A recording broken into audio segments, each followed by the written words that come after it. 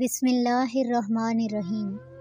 اللہ تبارک و تعالیٰ کے نام سے شروع جو بڑا مہربان اور نہایت رحم کرنے والا ہے۔ ناظرین محترم، اس دنیا میں مختلف قومیں آئیں اور ہر ایک سے اللہ تبارک و تعالیٰ نے مختلف طرح سے امتحان لیا اور ان کی طرف مختلف انبیاء کرام کو معجزات عطا کر کے مبعوث کیا۔ چنانچہ جن قوموں نے حق کو ماننے سے انکار کیا تو وہ دنیا اور آخرت کے اندر تباہ و برباد ہو گئیں اور ان کا نام و نشان صفحہ ہستی سے مٹ گیا۔ حضرت لوط علیہ السلام کی بدکار قوم پر پتھر برسائے گئے اور قارون کو زمین میں دنسا دیا گیا، تو کسی قوم کو اللہ تبارک و تعالیٰ نے آگ کا بنا دیا اور کسی قوم کو دریائے نیل میں غرق کیا، اور کسی قوم پر عذاب اللہ تبارک و تعالیٰ کی چیخ بن کر نازل ہوا، اور کسی قوم کو اللہ تبارک و تعالیٰ نے سور کی شکل میں مسخ دیا۔ تو کوئی قوم آگ کی آندھی اور لپیٹ میں آ کر ہلاک اور تباہ و برباد ہوئی۔ لیکن ناظرین محترم، آج کی اس ویڈیو میں ہم آپ کے ساتھ شیئر کریں گے کہ اللہ تبارک و تعالیٰ کے جلیل القدر نبی حضرت داؤد علیہ السلام کی قوم کو اللہ تبارک و تعالیٰ نے بندر کیوں بنایا تھا۔ حضرت داؤد علیہ السلام کی قوم بندر کیوں بنی؟ انہوں نے اللہ تعالیٰ کے کون سے حکم کی نافرمانی کی تھی؟ کیا دنیا میں موجود تمام بندر اسی قوم کی نسل سے ہیں؟ یہی ہماری آج کی ویڈیو کا موضوع ہوگا، اور آج ہم آپ کو حضرت داؤد علیہ السلام کی قوم کے بارے میں مکمل معلومات قرآن و حدیث کی روشنی سے فراہم کرنے کی کوشش کریں گے، جو یقیناً آپ کے علم میں اضافے کا باعث ہوں گی۔ اگر آپ چینل پر نئے ہیں تو برائے مہربانی سبسکرائب کر دیجئے تاکہ آپ کو مزید منفرد اسلامک ویڈیوز ملتی رہیں۔ ناظرین، یہ واقعہ حضرت داؤد علیہ السلام کی قوم کا ہے۔ آپ علیہ السلام بنی اسرائیل کے ایک طاقتور بادشاہ اور نبی تھے۔ طالوت کی طرف سے جالوت سے لڑے، آپ نے جالوت کو قتل کر دیا اور اللہ نے آپ کو بادشاہت اور نبوت عطا کی۔ انبیاء کرام میں حضرت آدم علیہ السلام کے بعد حضرت داؤد علیہ السلام ہی وہ پیغمبر ہیں جنہیں قرآن کریم نے خلیفہ کے لقب سے نوازا۔ قرآن کریم کی سورہ بنی اسرائیل میں ارشاد ہے، اور ہم نے بعض پیغمبروں کو بعض پر فضیلت بخشی اور داؤد کو زبور عنایت کی۔ حضرت داؤد علیہ السلام کی قوم کے 70,000 آدمی عقبہ کے پاس سمندر کے کنارے ایلا نامی گاؤں میں رہتے تھے، اور یہ لوگ بڑی فراخی اور خوشحالی کی زندگی بسر کرتے تھے۔ اللہ رب العزت نے انہیں بے شمار نعمتوں سے نواز رکھا تھا، اور یہ لوگ خدا کی عبادت سے غافل ہو گئے۔ ناظرین کرام، اللہ رب العزت نے ان لوگوں کا اس طرح امتحان لیا کہ ہفتے کے دن کا ادب ان پر لازم قرار دیا، اور اس دن مچھلی کا شکار ان لوگوں پر حرام فرما دیا، اور ہفتے کے باقی دنوں شکار حلال تھا، مگر اس طرح ان لوگوں کو آزمائش میں مبتلا فرما دیا کہ ہفتے کے دن بے شمار مچھلیاں آتی تھیں اور دوسرے دنوں میں کم آتی تھیں۔ تو یہ لوگ پریشان ہو گئے اور ایک جگہ اکٹھے ہو گئے اور اس بارے میں سوچنے لگے۔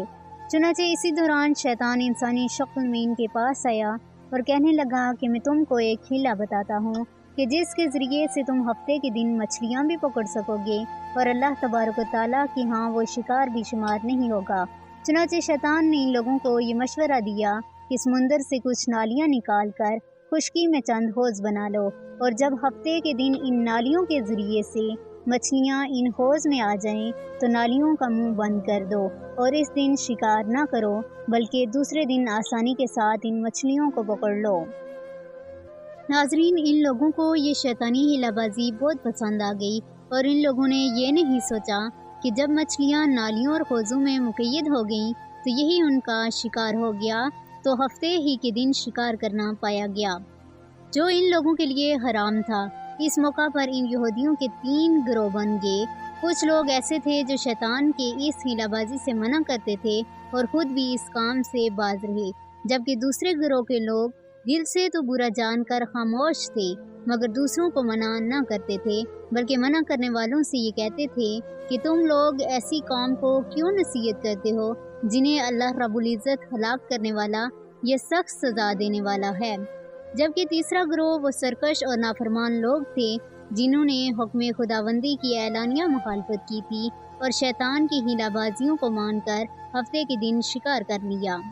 جب نافرمانوں نے منع کرنے کے باوجود شکار کر لیا تو منع کرنے والی جماعت نے کہا کہ اب ہم ان لوگوں سے کوئی میل ملاپ نہیں رکھیں گے۔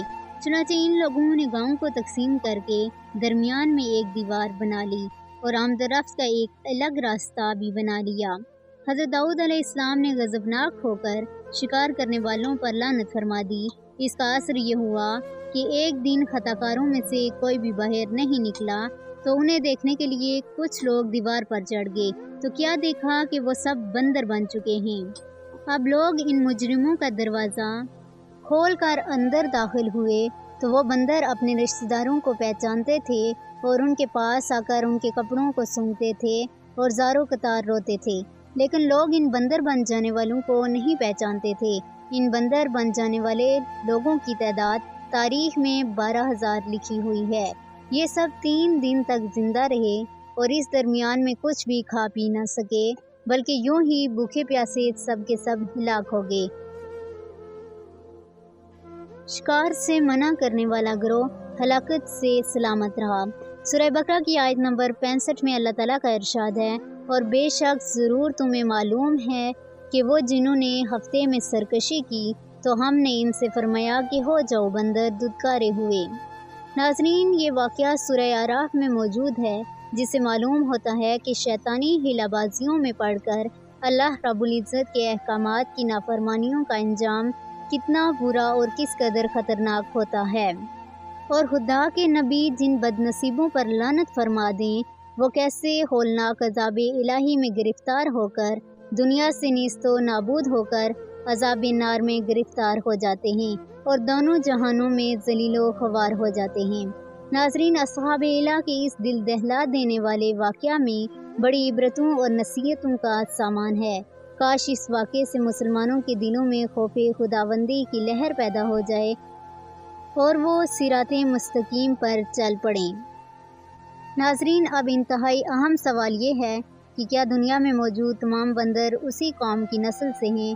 تو اس کا جواب یہ ہے کہ حضرت عبداللہ بن مسعود رضی اللہ تعالیٰ عنہ سے صحیح مسلم میں منقول ہے کہ بعض لوگوں نے اپنے زمانے کے بندروں اور خنزیروں کے بارے میں حضور اکرم صلی اللہ علیہ وآلہ وسلم سے دریافت کیا کہ کیا یہ وہی مسخ شکلوں والے یہودی ہیں؟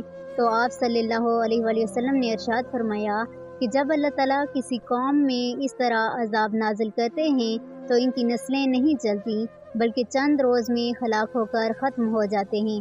بندر اور خنزیر دنیا میں پہلے سے ہی موجود تھے۔ امید ہے آپ کو یہ ویڈیو پسند آئی ہوگی۔ دعاؤں میں یاد رکھیے گا۔ اللہ رب العزت آپ کا حامی و ناصر ہو۔